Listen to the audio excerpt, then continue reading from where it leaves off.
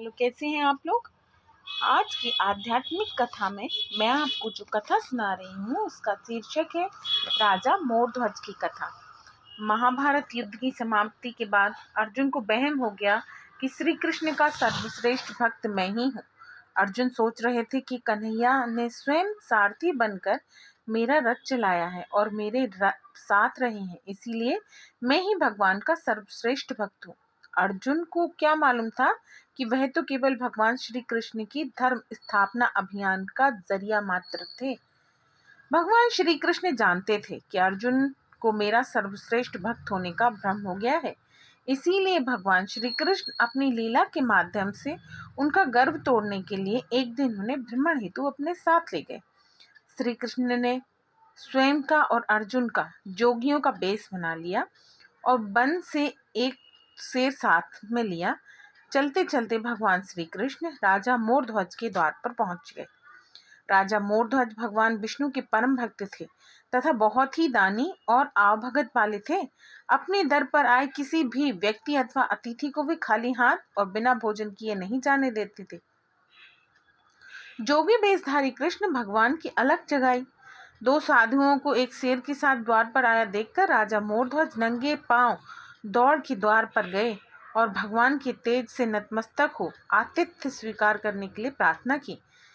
भगवान श्री कृष्ण ने राजा मोरध्वज से कहा, हे राजन, हम आपकी मेजबानी तभी स्वीकार करेंगे जब आप हमारी शर्त स्वीकार करें। राजा ने जोश से कहा, महाराज, आप जो भी कहेंगे मुझे सहर्ष स्वीकार है।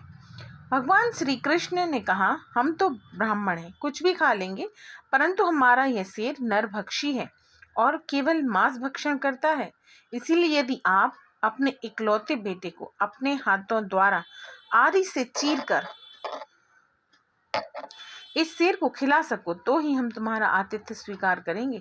परंतु ध्यान रहे, तुम दोनों की आंखों में आंसू नहीं आने चाहिए। भगवान श्री कृष्ण की शर्त सुनकर राजा मोरध्वज के होश उड़ गए। फिर भी राजा अपना आतिथ्य धर्म नहीं छोड़ना चाहते थे। उन्होंने भगवान से कहा, प्रभु, मुझे मंजूर है, परंतु एक बार मैं अपनी पत्नी से पूछ लूं। भगवान श्री कृष्ण की आज्ञा पाकर राजा महल में गया। राजा को उतरा हुआ मुख देखकर पतिव्रता रानी ने निराशा का कारण पूछा। राजा ने जब रानी को सारा हाल कह सुनाया, उसकी भी आंखों में अश्रु बह निकले। फिर भी उसने गर्व के साथ राजा से कहा, हे स्वामी, आपकी आन पर मैं अपने सैकड़ों पुत्र कुर्बान कर सकती हूँ। आप साधुओं को आदर पूर्वक अंदर ले आइए। अर्जुन ने भगवान से पूछा, माधव, ये क्या मांग रहा है? आपने ये क्या मांग दिया? भगवान कृष्ण, अर्जुन, तुम चुप रहो और देखते जाओ। राजा तीनों को अंदर ले आए और भोजन की तैयारी शुरू कर दी। भगवान श्री कृष्ण और अर्जुन को 56 भोग परोसा गया, परंतु अर्जुन के गले में तो भोजन उतर ही नहीं रहा था। राजा ने स्वयं जाकर अपने पुत्र को तैयार किया। पुत्र भी 3 वर्ष का था और नाम था रतन कुंवर। रतन कुंवर भी अपने माता पिता का भक्त था। भगवान श्री कृष्ण ने भोजन ग्रहण कर लिया था। राजा रानी ने आरी लेकर अपने हाथों से पुत्र के 2 टुकड़े किए और शेर को परोस दिए।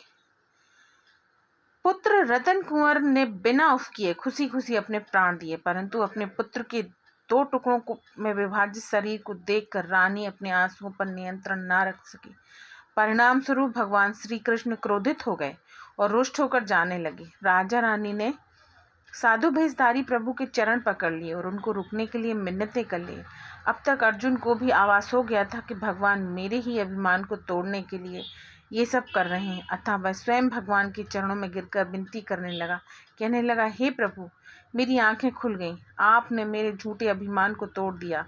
राजा रानी के बेटे को उनके हाथों से मरवा कर अब रूठ के ना जाएं, यह कदापि उचित नहीं है। प्रभु, मुझे माफ कर दो और इन भक्तों का भी कल्याण करो। तब केशव ने अर्जुन का घमंड टूटा जान राजा रानी के सर पर हाथ रखा और कहा, उठो रानी, अपने पुत्र रत्न कुंवर को आवाज देकर यहाँ बुलाओ। रानी ने सोचा, पुत्र तो मर चुका है और शेर की उदर में समा चुका है, अब इसका क्या मतलब।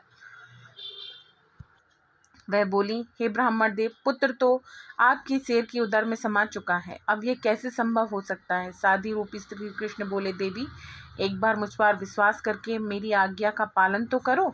साधु की आज्ञा मानकर रानी ने अपने पुत्र रत्न कुंवर को आवाज लगाई। कुछ ही क्षणों में चमत्कार हो गया। मृत रत्न कुंवर, जिसका शरीर से निखा लिया था, वो हंसते हुए दौड़ा दौड़ा आया और अपनी माँ से लिपट गया।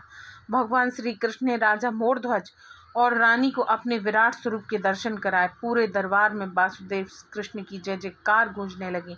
भगवान के दर्शन पाकर अपनी भक्ति सार्थक जानकर मोरध्वज की आंखें भर आईं और वो बुरी तरह बिलखने लगे।